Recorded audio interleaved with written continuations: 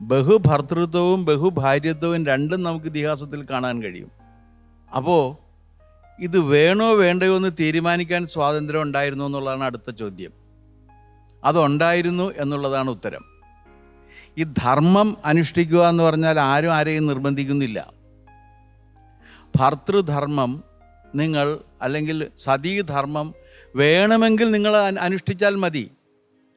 ധർമ്മം അനുഷ്ഠിക്കുന്നത് ഒരാൾ മറ്റൊരാൾക്ക് വേണ്ടിയിട്ടല്ല.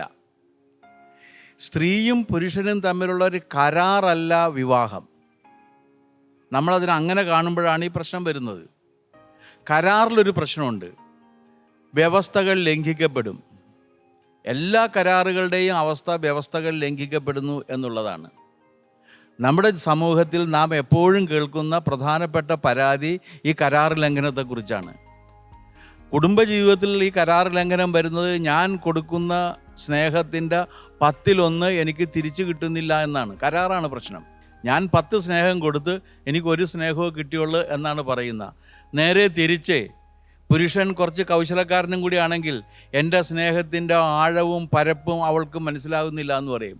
രണ്ടു കൂട്ടരും പറയുന്നത് കൊടുക്കുന്ന അത്രയും കിട്ടിയില്ല എന്നാണ്. അത് കരാറുകളുടെ പ്രത്യേകതയാണ്. പക്ഷേ ധർമ്മം കരാറല്ല. ഓരോ വ്യക്തിയും അവനവന് വേണ്ടി സ്വയം സമർപ്പിച്ച് ചെയ്യുന്നതാണ് ധർമ്മം. സീത പതിവ്രതയായി ഇരുന്നത് രാമന് വേണ്ടിയിട്ടല്ല, സീതയ്ക്ക് വേണ്ടിയിട്ടായിരുന്നു. രാമൻ ഏകപത്നി വ്രതം അനുഷ്ഠിച്ചത് സീതയ്ക്ക് വേണ്ടിയിട്ടല്ല, രാമന് വേണ്ടിയിട്ടാണ്. അപ്പം ധർമ്മം എപ്പോഴും അവനവൻ സ്വയം തീരുമാനിച്ച് ചെയ്യുന്നതാണ്. അങ്ങനെ അല്ലാതെ ജീവിക്കാൻ അവകാശമുള്ളപ്പോൾ ആധിപത്യത്തിൻ്റെ പ്രശ്നം വരുന്നില്ല. ആധിപത്യത്തിൻ്റെ പ്രശ്നം വരണമെന്നുണ്ടെങ്കിൽ അങ്ങനെ അല്ലാതെ ജീവിക്കാൻ ഉള്ള അവസരം നിഷേധിക്കപ്പെടണം. അങ്ങനെ നിഷേധിക്കപ്പെട്ടിട്ടില്ല.